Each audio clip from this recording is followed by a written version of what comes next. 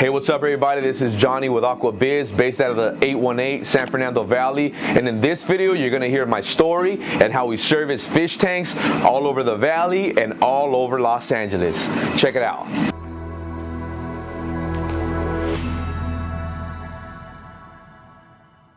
So Johnny, what does AquaBiz do? We install custom aquariums, we do aquarium maintenance, aquarium relocations, aquarium rebuilds. So if someone has an old fish tank that they want to redo, a new theme or new setup, we basically do a whole makeover, and that's what we do. We do a weekly maintenance, bi-weekly maintenance, monthly maintenance, and we also offer pond maintenance. So what does a maintenance consist of? A maintenance is basically us going algae scrubbing the aquarium, gravel vacuum it. We basically pull out all the sediment or detritus depending on the fish tank. If it's sand, if it's gravel, we do a 20% water change depending on the size of the fish tank. We go based on 20%. We change the filters, we change the carbon, and if it has a protein skimmer, we clean the protein skimmer. Or if it has filtration floss, which is basically like a piece of square that looks like foam, we change it out. They also have aquarium decorations. We switch them out. So that's what our basic aquarium maintenance consists of. It's pretty simple. It's basically what it is. It's a maintenance of cleaning a fish tank. All right, Johnny, so how long has AquaBiz been in business? AquaBiz has been in business since late 2008, but in my experience, I've had experience working with fish a little bit over 14 years plus, but we've been working legally, and the business has been established, incorporated since 2008. Can I ask you what your first experience with aquarium maintenance has been? Yeah, so the first experience as a technician was going into someone's home, and it was a simple 29-gallon tank. I got excited. I found a passion for it, and she told me she wanted me to come every week. And at the time, I was charging maybe like $25 to service a fish tank, but I loved it so much that money wasn't even an issue. I found it a passion, and I says, man, if I could do this for a living, I'm definitely gonna do it. So Johnny, what did you like about aquarium maintenance? I think for the most part was that I was going from home to home and going to people's homes and looking at their offices, going to residents by the beach, downtown LA. For the most part, what I really enjoyed was the fact that I was going into people's homes and redoing their homes and bringing them back to life. Money wasn't a big thing. It came along with it. You know what they say, if you love what you do, it doesn't become a job, and that's what happened. Is I just enjoyed going from home to home, cleaning their fish tanks. I enjoyed it so much that I decided to make it a full-time job in late 2011 or 12. So Johnny, when did you decide to go all in? When I decided to go all in, it was probably late 2012. I just made up my mind. I saved up about, I'm gonna say maybe like $3,500, $3,200, somewhere around that range. And at the time, if many of you are not familiar with this, but Yellow Pages was a big thing. We didn't have Instagram, we didn't have Yelp, we didn't have Google Ads. It was all based out of, Yellow Pages. So I decided to invest in a 3x2 advertisement, and I invested all my money, and I put all my money into this. And I said, man, if this doesn't work, then this is it. This is where all my savings and all my hard work is going to go into.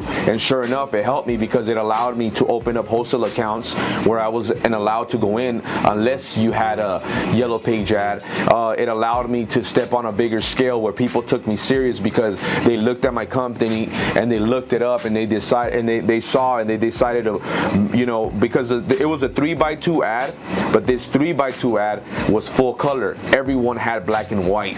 So I said, if I step it up a notch, just a tiny bit, because those black and white ads were $1,200, and I says, you know what, I'm gonna reach for the sky. If I could up everybody, and then I feel like I'm gonna be in the game. And sure enough, it worked out for me. And I says, man, once I did it, and I remember I was working for a pond company, and I remember I was driving, and I started getting phone calls, and I was like, wait a minute, I'm getting so many calls that I can't even attend these clients.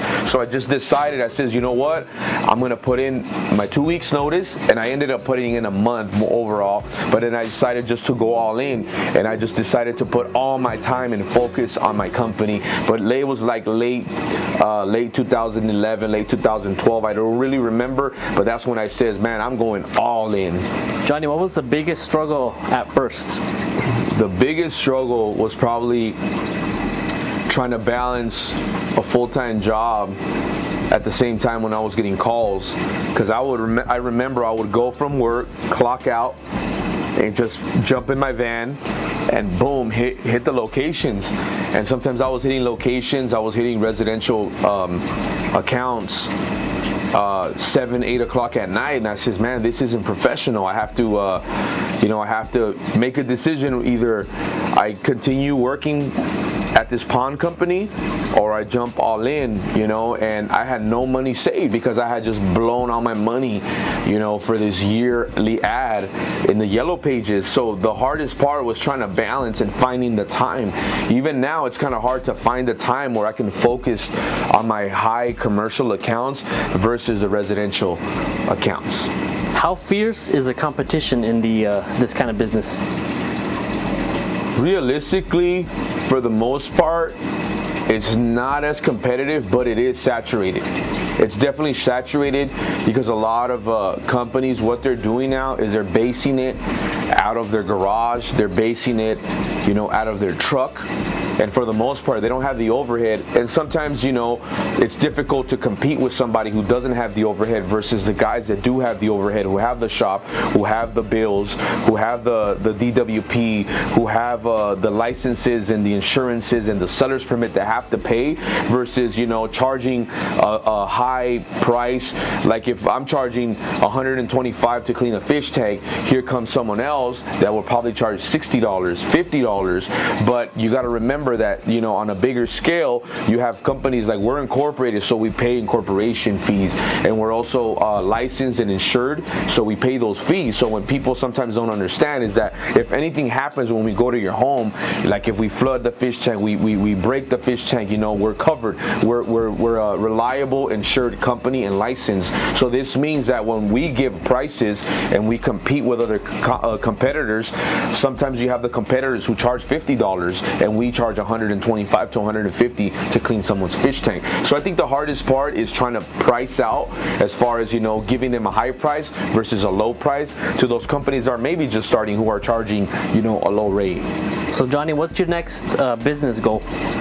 I think the next business goal would probably just be wrapping a full wrap for our company vans. We have a partial wrap, which is cool, but I've always wanted to accomplish a complete van or vehicle wrap, and I think that's the next step. And we will be doing this, I would say before summer.